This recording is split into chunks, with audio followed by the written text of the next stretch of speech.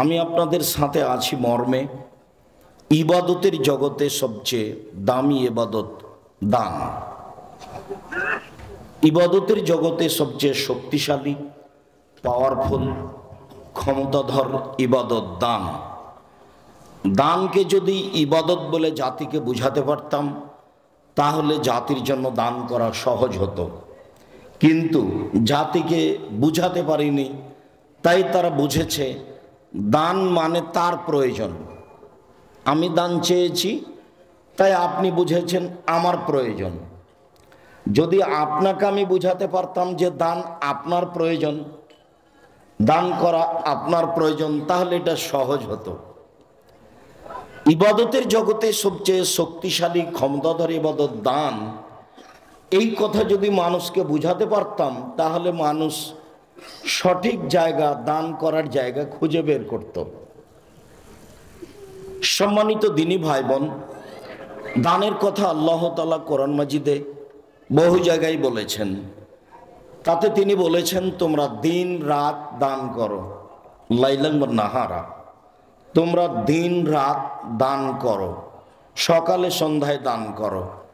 আর যখন মুহাম্মদ সাল্লাল্লাহু আলাইহি সাল্লাম দানের কথা বলেছেন তখন তিনি বলেছেন আস-সাদকাতু বুরহান, দান হলো দলিল। এই জমি আমার, প্রমাণ এই যে দলিল আছে। এই বাড়ি আমার, প্রমাণ এই যে দলিল আছে। বিচারের মাঠে আমি দাবি জানাবো, আমি জান্নাত পাবো। যদি আমাকে জিজ্ঞাসা করা হয় কেন, তাহলে বলবো আমার কাছে দলিল আছে, প্রমাণ আছে। জান্নাত যে আমি পাবো তার প্রমাণ আমার কাছে আছে, সেটা হলো দান। আল্লাহ নবী নিজেই বলছেন আস-সাদকাতু বুরহান, দান হলো দলিল। বিচারের মাঠে কিছু দখল করব, জান্নাত দখল করব, তার দলিল হলো দান। এমন কোনো ইবাদত নাই পৃথিবীতে যাকে দলিল বলে ঘোষণা করা হয়েছে। হজ বড় ইবাদত, যদি কবুল হয় তাহলে হয়ে যাবে সেই দিনের মতো যেদিন তার মা তাকে জন্ম দিয়েছে, নিষ্পাপ হয়ে যাবে। এই কথা আল্লাহ রাসূল বলেছেন, তবে বলেননি দান হলো, তবে বলেননি হজ হলো দলিল। তিনি সালাতের কথা বলেছেন, আউয়ালু মা ইউহাসাবু বিল আবদি ইয়াউমাল কিয়ামাহ সালাত। বিচারের মাঠে মানুষকে প্রথমে জিজ্ঞাসা করা হবে সালাত। ফাইন সালাহাত সালাহু সাইরু আমালিহি, যদি সালাত টিকে যায় সব ইবাদত টিকে যাবে। ফাইন ফাসাদাত ফাসাদাল্লাহু সাইরু আমালিহি, যদি সালাত না টিকে কোনো ইবাদত টিকবে না, সব বাতিল বলে গণ্য হবে।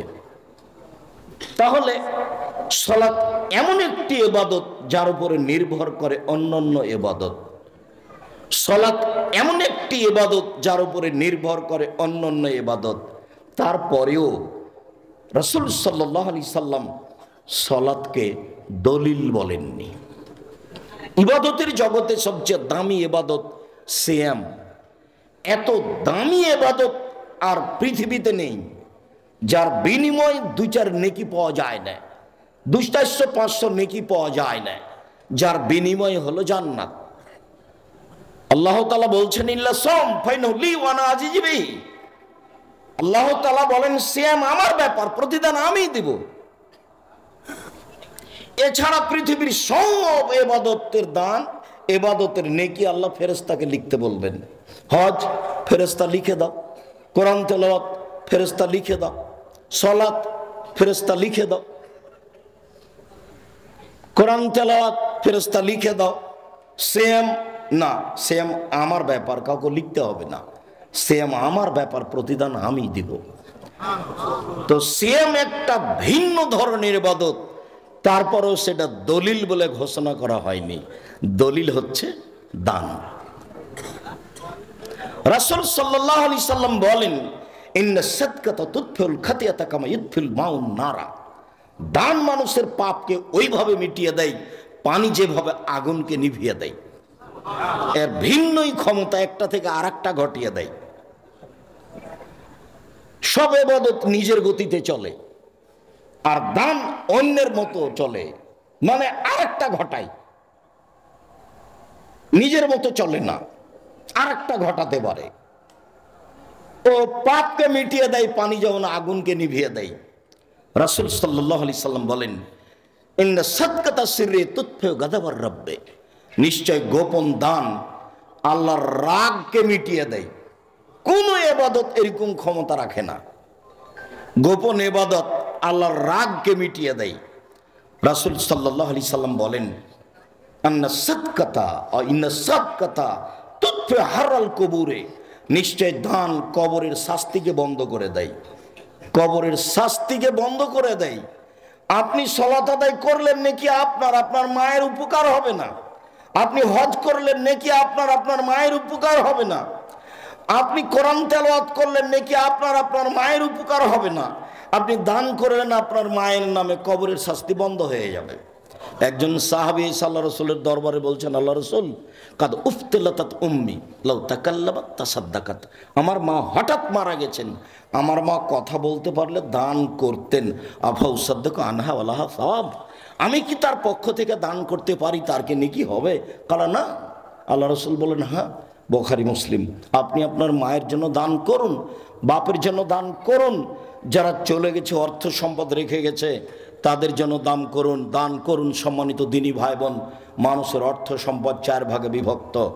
এক, যা খেলো তা পায়খানা, তার ব্যাপার আল্লাহ রাসূল বলেছেন, মা কালা ফাফনা, যা খেলো তা নষ্ট হলো।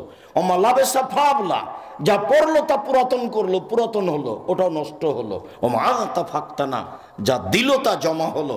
ওমা সেওয়াদা আলাইকুম দাহিবুল্লিন্নাসে, আর যেটা ছেড়ে গেল সেটা মানুষ ভাগ করে নিবে, প্রয়োজনে মারামারি করে, প্রয়োজনে মামলা করে। যেগুলো আপনি রেখে যাচ্ছেন এগুলো ছেলেরা ভাগ করে নিবে, প্রয়োজনে মারামারি করে, প্রয়োজনে মামলা করে। আমাদের গ্রামে একটা লোক মারা যাওয়ার পরে ওরা 2 ভাই ঝগড়া করে জমি জায়গা বাড়িঘর ভাগ করে নিল। আমার চোখের সামনে তাতে ঢেঁকিটা কেটে ভাগ করে নিয়েছিল। যেটা আপনি ছেড়ে যাচ্ছেন সেটা আপনার, এটা হলো ফলাফল। নিজের বুঝ অন্যের উপরে চাপিয়ে দিয়েন না। আপনি আপনার বাপের ভদ্র ছেলে, আপনি কিছু করেন না বাপের জন্য, আপনার এই বদ ছেলেটা আপনার জন্য কি করবে আপনি কি মনে করলেন? ভুল সিদ্ধান্ত। যা কিছু করে যাবেন নিজে করে যান। অত্র প্রতিষ্ঠান, যেটা আকরামুজ্জামান বিন আব্দুস সালাম পরিচালনা করেন, এদেশের একটা হিংসামুক্ত দলমুক্ত প্রতিষ্ঠান, যেটা আমি জামিয়া সালাফের জন্য বলে থাকি।